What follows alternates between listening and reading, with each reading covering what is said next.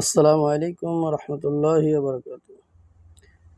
Viewers, অষ্টম শ্রেণীর বাংলা পরীক্ষা 15ই জুলাই। তো এখান থেকে যে বিষয়গুলো পরীক্ষার মধ্যে থাকতে পারে সেই বিষয় নিয়ে এক স্পেশাল সাজেশন আপনাদের জন্য তৈরি করা হয়েছে, যার মাধ্যমে আপনি পরীক্ষার মধ্যে প্রস্তুতিমূলক ভালো একটা প্রিপারেশন নিতে পারবেন বলে আমি আশাবাদী।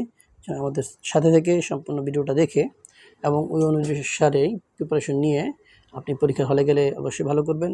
যেন আমাদের সাথেই থাকুন। আজ আমরা যে বিষয়গুলো আলোচনা করব, অর্থাৎ আপনার বইয়ের মধ্যে মোট 4টা অধ্যায় দেওয়া আছে।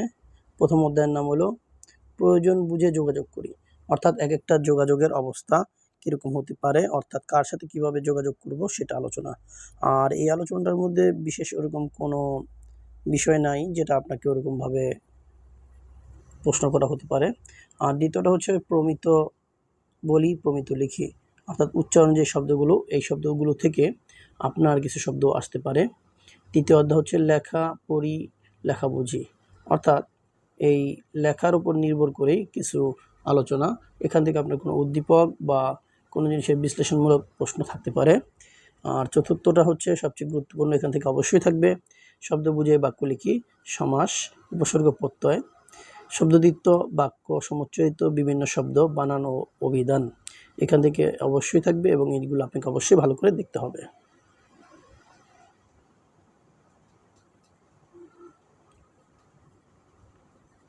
প্রথম অধ্যায় প্রয়োজন বুঝে যোগাযোগ করি। তো বাইরে কেউ অসুস্থ হলে, অসুস্থ পড়েছে, স্কুলের পরিস্থিতি, তো এরকমভাবে প্রত্যেকটা অবস্থার মধ্যে আপনি কীভাবে যোগাযোগ করবেন, কীভাবে কথা বলবেন, এই বিষয়গুলো বা যে কোনো ঘটনা, ডায়লগ অথবা প্যারাগ্রাফের মতো যে বিষয়গুলো, কথোপকথন, এগুলো থেকে একটা প্যারা উঠিয়ে দিতে পারে।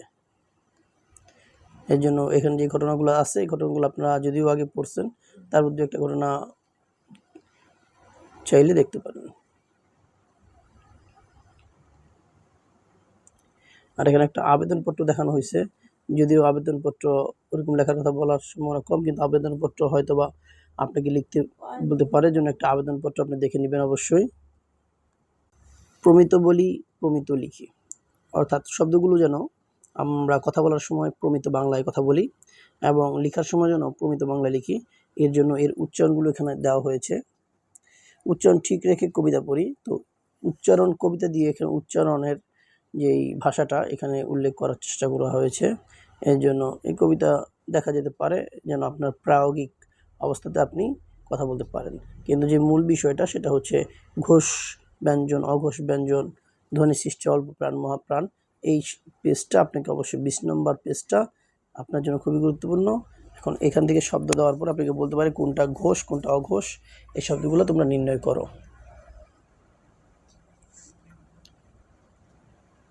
এই এখানে শব্দগুলো আইডেন্টিফাই করে দিয়েছে এবং বলছে এই বক্সের মধ্যে এটা কোনটা আমার জন্য অঘোষ হবে, কোনটা অঘোষ। এখানে কিছু শব্দ দেওয়া, এই শব্দগুলো খুবই গুরুত্বপূর্ণ আপনাদের জন্য।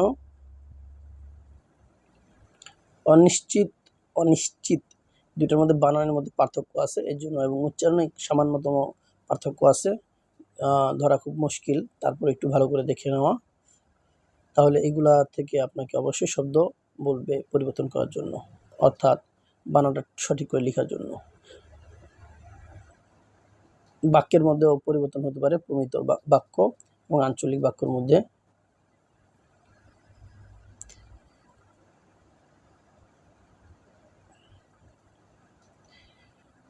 এবার হচ্ছে লিখিত ভাষার প্রমিত রীতি, অর্থাৎ লিখিত ভাষা যেটা বিভূতিভূষণ বন্দ্যোপাধ্যায়ের রেলপথ, এটার একটা গল্প, এই গল্পটার মাধ্যমে যে একটা গল্প লেখা হয়েছে এটা থেকে এখানে বোঝানোর চেষ্টা করা হয়েছে।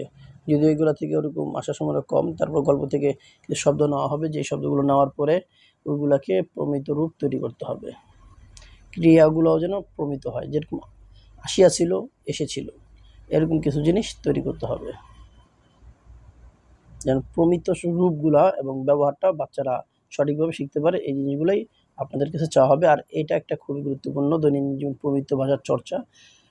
1 নম্বর আছে সাংস্কৃতিক অনুষ্ঠান বা আলোচনা অনুষ্ঠান সঞ্চালনা, স্বাধীনতা দিবস, বিজয় দিবস কিংবা আন্তর্জাতিক মাতৃভাষা দিবস উপলক্ষে বক্তৃতা, টেলিভিশন বা রেডিওর সংবাদ উপস্থাপন, নিজেদের কোনো অভিজ্ঞতার বিবরণ, লাইব্রেরিয়ান, ডাক্তার ও অপরিচিত লোকদের সাথে আলাপ। এই প্রত্যেকটা জিনিস আপনাকে যে কোনো একটা উপস্থাপন বা একটা লেখার জন্য বলা হতে পারে। এখন আমরা চতুর্থ অধ্যায়ের মধ্যে আছি, শব্দবুঝি বাক্য লিখি। এটা খুবই গুরুত্বপূর্ণ। এখানে সমাস, উপসর্গ, প্রত্যয়, যদিও সপ্তম শ্রেণীর মধ্যে এগুলো আলোচনা হয়েছে, এখানে একটু বিস্তারিত আলোচনা করা হয়েছে। নিচে একটা গদ্য দেওয়া আছে এস ওয়াজেদ আলীর। তো এই গদ্যটার মাধ্যমে এই জিনিসগুলোকে বের করার চেষ্টা করা হয়েছে। এই জন্য গদ্যের মধ্যে গঠিত যে শব্দ আছে আর এটা ভাঙলে কী হয়, কীভাবে এটা সমাস হয়, এই জিনিসগুলো দেখানো হয়েছে। উপসর্গ কীভাবে হয়, প্রত্যয় কীভাবে হয়, অর্থাৎ এরকমভাবে শব্দ দেওয়া থাকবে, অবশ্যই শব্দ আপনাকে নির্ণয় করতে বলা হবে। এখানে সমাসের কিছু আলোচনা আছে, এই জন্য সমাসের আলোচনাগুলো আপনারা অবশ্যই দেখবেন, তাহলে আশা করা যায় আপনারা পারবেন। উপসর্গর কিছু আলোচনা আছে, এই উপসর্গগুলো আপনাদেরকে অবশ্যই দেখতে হবে এবং উপসর্গগুলো ভাঙানোটা আলোচনা করতে হবে। যদি এর মধ্যে কোনো সমস্যা থাকে অবশ্যই বলবেন, আমরা পরবর্তী ক্লাসে আপনাদেরকে বুঝিয়ে দেব।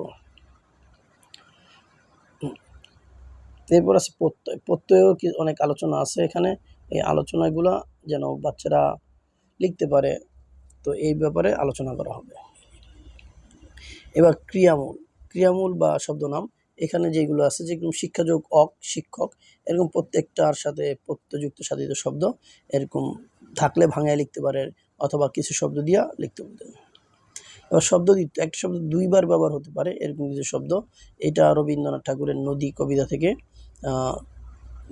দেওয়া হয়েছে। কিছু শব্দ আছে দুইবার করে ব্যবহার করা হয়েছে। তো এই দুইবার করে যে শব্দগুলো আছে, এই শব্দগুলো এই কবিতার পর থেকে যেন নির্ণয় করতে পারে, এর জন্য এখানে কিছু দ্বিত্ব বা ধনাত্মক দ্বিত্ব, কোনগুলোকে ধনাত্মক দ্বিত্ব শব্দ বলে, তবে অনুকার দ্বিত্ব কোনগুলা, পুনরাবৃত্তি দ্বিত্ব কোনগুলা, কোন ধরনের শব্দের দ্বিত্ব, এইগুলা একটু আলোচনাটা দেখে নেওয়া। এগুলা থেকে আসার সম্ভাবনা খুব কম, কিন্তু সমাস, প্রত্যয় এগুলো থেকে আসার সম্ভাবনা বেশি। উপসর্গ এবং এই বাক্য থেকে, এই জিনিসগুলো থেকে আসবে। আসলে বাক্য, উদ্দেশ্য, বিধেয়, কয়টা অংশ, কি অংশ আছে, হ্যাঁ, এই জিনিসগুলো অবশ্যই আসবে। এর জন্য এই বাক্যের বিষয়টাও একটু দেখে নেওয়া। সমুচ্চায়িত মানে একই রকম উচ্চারণ, কিন্তু দুইটা অর্থ নেওয়া হয়। এর জন্য এই অর্থগুলো যদিও দেখা যেতে পারে, কিন্তু এটা গুরুত্বপূর্ণ কম। যদি এগুলো দেখা হয়, আমি আশাবাদী যে আপনাদের প্রায় সবগুলোই কমন পড়বে ইনশাল্লাহ। আর বানান আর অভিধান এখানে দিয়ে দিচ্ছে, যে বানানটা কীভাবে করে, অভিধান কী করে। শিক্ষা প্রসঙ্গে কাজী মোতাহার হোসেনেরটা এখানে লেখা আছে, একটা গল্পের মাধ্যমে এটা আপনাদের শেখানোর চেষ্টা করা হয়েছে।